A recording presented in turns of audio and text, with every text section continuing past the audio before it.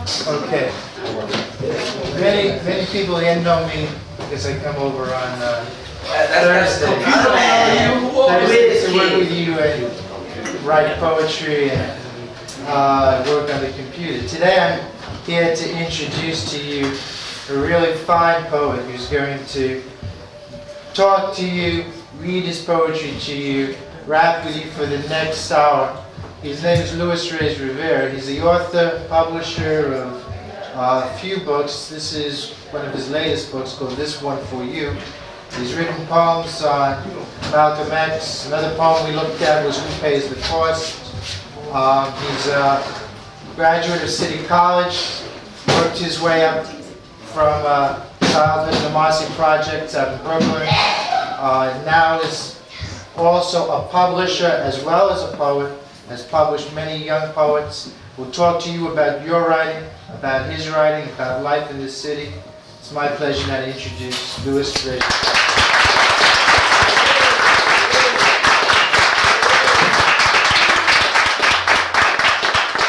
From the crack, crack, crack, crack, crack, on this side street, scar, scar, scar, I reach up to greet your pulsing touch.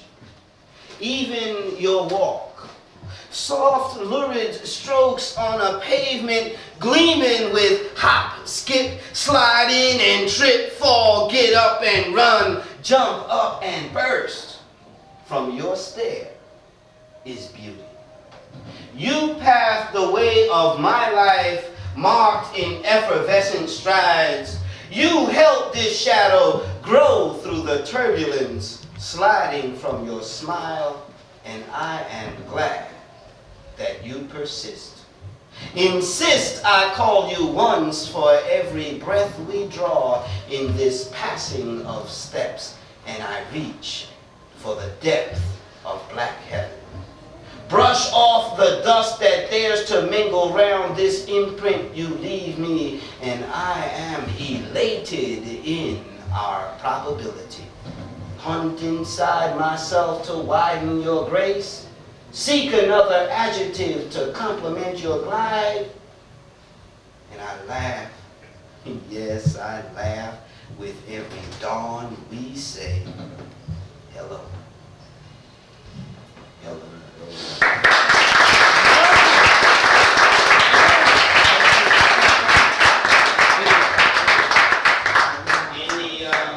In the process of sharing with you some of the work that I've done as a poet, I certainly am open and would be feeling much better if you ask anything you wish to, comment on any way you feel. And hey, I love me a challenge, so we can get down for this hour. If you feel like it, because I understand that some of you have read some of my work, if you feel like it, we can start with the question answer now, and if not, I'll just dive into some poetry and we do whatever you feel like. It's our moment together, and it's about sharing it. Yes, sir. I just wanted to ask, what made you come to the point where you knew that you liked poetry? Was it in you from the beginning? Well, I was nurtured, if you will, by a bunch of things. Certainly, I was just telling some other people, I had two grandmothers, and they were rough ladies. One of them, every time I went to visit her, it was about going into her living room, getting on my knees, and praying. All day long, praying. The other one, I couldn't go outside unless I read another chapter or two in the Bible. Growing up like that, I get into understanding that the Bible, scripture, and poetry are one and the same thing. When I discover that I myself can write some poetry, right, then I'd be about the business of learning all I could. Now with me in particular, I consider myself very fortunate.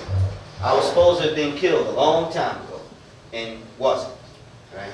But there was always an old head pulling my coat to a book. you know, to another moment. Hey, you know, you sound like you ready to get next to this. Get next to this, I'm gonna give it to you. Right? And so I always had them kind of people around. And with me, when I discovered that I could write, the first law that I passed on myself is that I would never lie in my work. And consequently, I've been about the business of wanting to share what I know and learned and have studied. And certainly understood and experienced from the way in which life works against and for us. You know, all of those things worked with me. More or less, how long does it take to develop this in you? Well, I don't know exactly what you mean by it, but what I take from what you are asking. When I understood at 15, when I discovered that I could write, I wrote a poem out of anger and said, oh shit, you can write. Nobody told me that before, you know what I mean? You go to school 15 years, well 12 years, you know, you go to school 12 years and nobody telling you what you can do. Everybody telling you what you can't do, you know, right? And consequently, I get into a thing where I discover that I can, and so I say, well, hey, you know, I'm not going after no more A's and B's in school. I'm going to the library.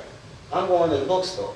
I'm going to find out what it is that we mean when we say writer.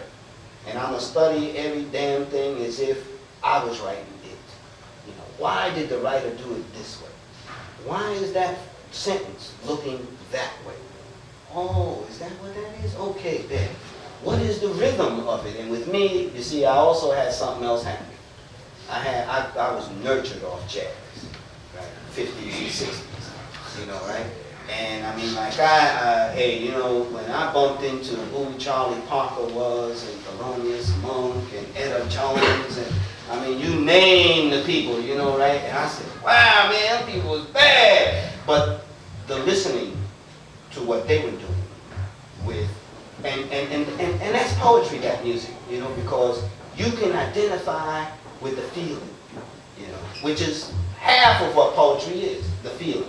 The other half is the truth, you know, right? Not only how you feel, but how truthful is it, you know, right? And so, with me, when I write poetry, I write it from the point of view of balancing sound and sense. You know, what sense am I making, and what sounds do I hear?